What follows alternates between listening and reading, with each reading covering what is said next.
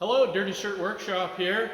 Today I'm covering fixing trouble code P1449 for Subaru vehicles. So this is an update to a video I did about a year ago on something I tried to attempt to fix this, which was basically running a hose from this filter box in here that throws the code all the way to the front of the car.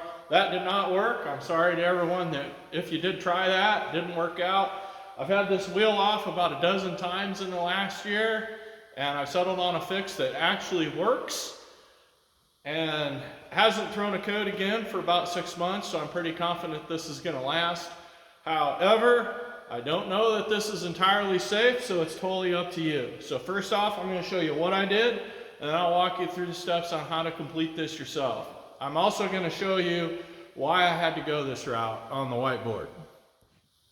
So to permanently solve this, up here under the driver's side wheel well, here's this filter box that supplies the intake air for the fuel system to make up inside your fuel tank as you use fuel.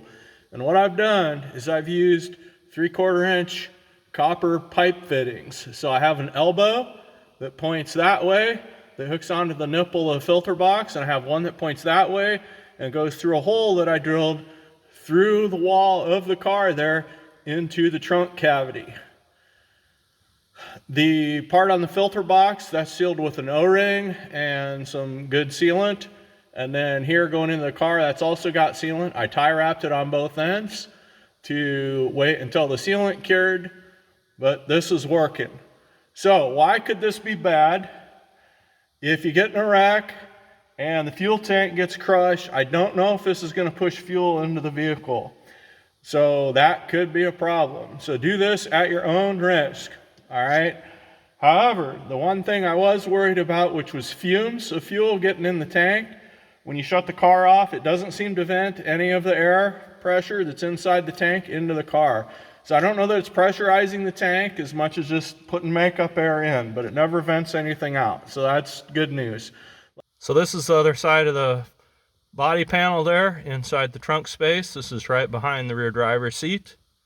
And that's where that pipe comes in. So it just comes into the trunk space and is open to the air there. You won't see this in normal use because it's covered up by this panel. So again, if you do this fix, it's at your own risk. If you catch on fire, that's your problem. But I think this is pretty safe, but I'm just a guy on the internet, so who knows. First thing you need to do, your filter box is plugged, so you need to get a new one. These only cost about 35 bucks. Here's the part number from Subaru 42072VA000. All right, so what you get in the box is this box. This is an old one, but it's still good. You got this plug here, that's just for shipping. Take that off. You got another plug on this other end. You got to pull that off. And then when you get this off of the car inside the old one, you just need two really tiny screwdrivers that you can fit in behind these hooks in there, and you can pop the other one loose off of the metal tube that hooks into here, okay? The top of this, the bracket, just has a little finger that hooks in here. Again, get yourself a tiny screwdriver. You can just pry that finger up just a little bit, and this will slide right off. Pay attention to the orientation. This goes on more than just this vehicle, and it's got a second mount. So pay attention on which side yours was mounted with, okay? Then, if you are going to use a copper plumbing pipe solution like I did, get yourself an O-ring. In this kit, it's this R12 line. This is an 11/16 ID O-ring, 7/8 OD, okay? And that O-ring is just right that it will actually fit on here pretty snug. And then when you fit your copper pipe over, that will fit snug. So you don't really need to use a lot of sealant, but I did mainly just to hold it in place. And then I did the tie wrap too to hold that together. So we're looking inside the vehicle here from the trunk inside. So where that pipe comes out is basically right here. So there are 4 plastic clips that you need to remove in here.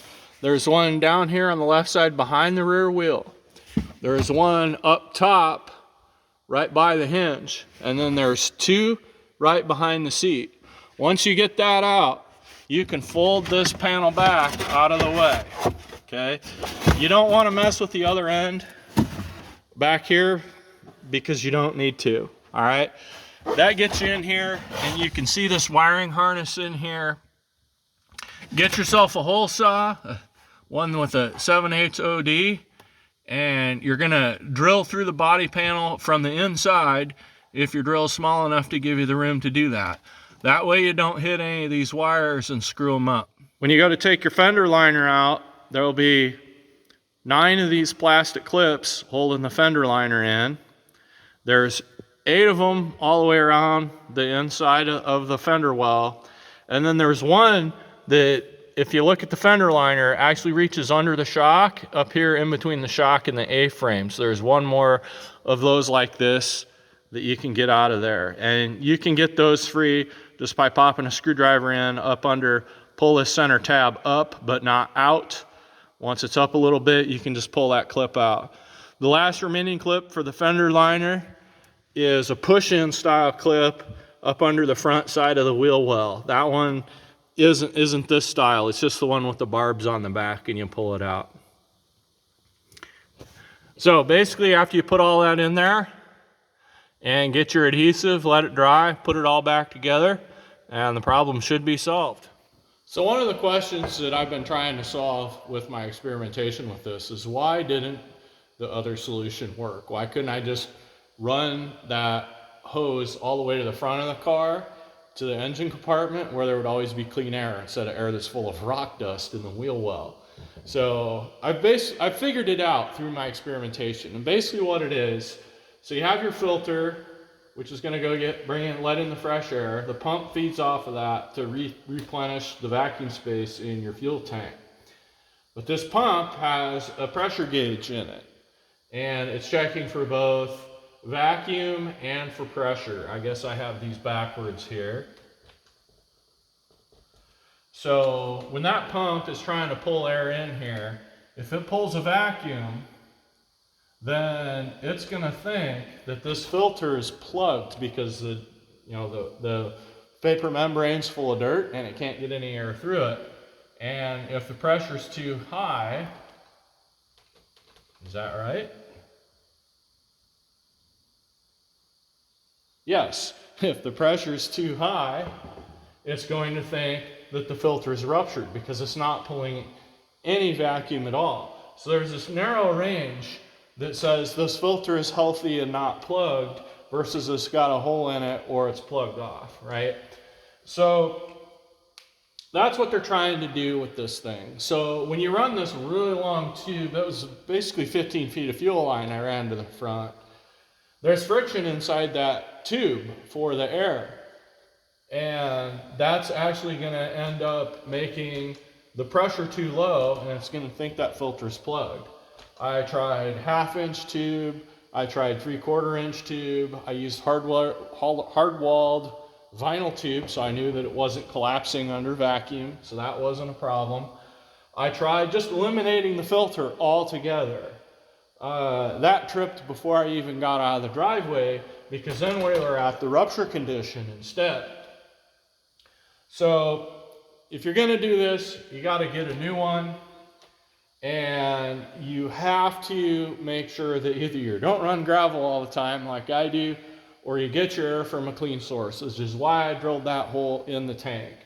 Now, because there's this pump system here, I think even if your tank did get smashed, I don't know that it's going to push fuel into your trunk.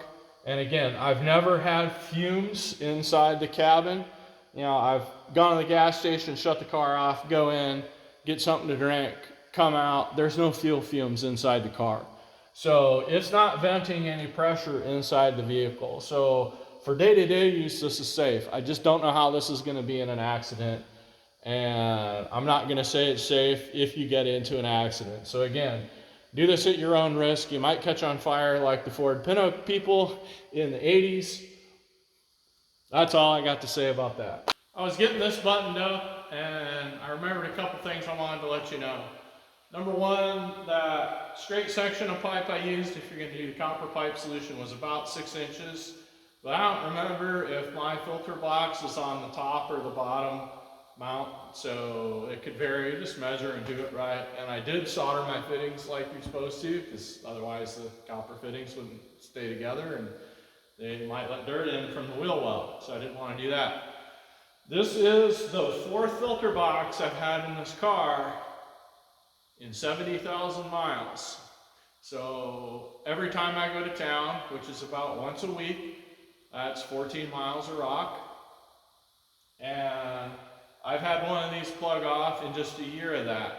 So 14 times 50 miles of rock, whatever that is, that's not very many miles for one of these filters to plug off. The very first time it happened, the car was still under warranty. I take it into the dealership to have them fix it. And the tech at the dealership straight up told me, he says, you live on gravel, we don't cover warranty claims for people who live on gravel. That's what he said. If I'd have known that when I was buying the car, I would have never bought a Subaru to begin with. I find it hard to believe that a car manufacturer is going to say, we don't warranty cars when you use them on roads that are created by the government in the area where you live, right? These gravel roads are maintained by this city, or by the county, right? It's government made. If you're gonna say you don't cover warranty because I'm using legal roads, I got a real problem with that. And especially when you're marketing is these cars, obviously modified, racing rally, flying through the air and running through dirt. If you're gonna advertise that, don't argue with me for driving on legal roads. Seriously, that's just bull. I don't agree with it. The dealer even went so far as to say, well, they don't cover it, but we will, just to be nice guys. So I don't know if the dealer was lying about Subaru to try to make himself look good, but that makes him look stupid because he's bad-mouthing the very product he sells. Either way, I don't go there anymore. I'm never going back to that dealership. I'm never buying another Subaru. I'm going to run this car out. I'm going to beat it into the ground because it's a gravel car. The amount of value I'll get driving it, no one's going to give me because it's a gravel car. So that's why I'm keeping it. Otherwise, it'd be in the junk heap or sold already because I don't care no more. This is a stupid problem to have. This is just bad design, and they shouldn't do that. And they certainly shouldn't be telling their customers that they aren't going to warranty it based on where they live. So don't buy a Subaru. I hope this is helpful for someone if you do have one of these and you're keeping your car. Thanks for watching.